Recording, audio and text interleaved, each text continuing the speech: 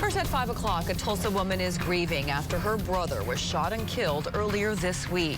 Thanks for joining us on this Friday. I'm Lori Fulbright. And I'm Craig Day. Jeremy Wilkes was shot and killed, and police arrested his girlfriend, Carrie Jo Stevens. Wilkes' sister tells News on 6's Reagan Ledbetter his family will fight for justice. Reagan?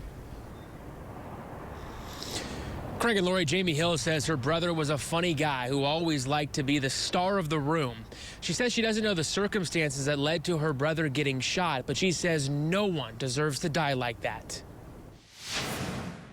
He was goofy, he was funny. He liked to always be the class clown, star of the room. He liked to go fishing, he loved his kids. Jamie Hill says she and her brother were super close growing up.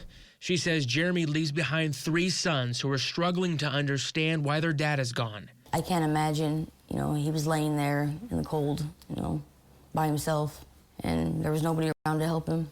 I think that's the worst part, is knowing that he was calling for help and nobody was there. Tulsa police say they found Jeremy lying in a yard Tuesday night with a gunshot wound to the chest. They say a blood trail led from the yard back to a kitchen in a nearby home, and they say Carrie Jo Stevens lived at that home, and witnesses heard her and Jeremy arguing, then heard a gunshot. Officers called Stevens and told her to come back to the scene, but they say Stevens said her phone was dying and hung up. I was shocked, honestly. You see this stuff on the news all the time, but you never think it's going to be your family member or your friend. I think that makes it worse for me because it's somebody he trusted. It makes it a lot harder, actually.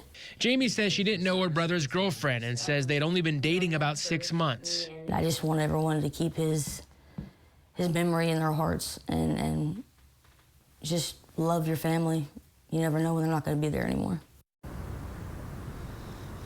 Records show Stevens has prior convictions in state and federal court. She's now here in the Tulsa County Jail charged with first-degree murder. Live in Tulsa, Reagan Ledbetter, Oklahoma's own News on 6.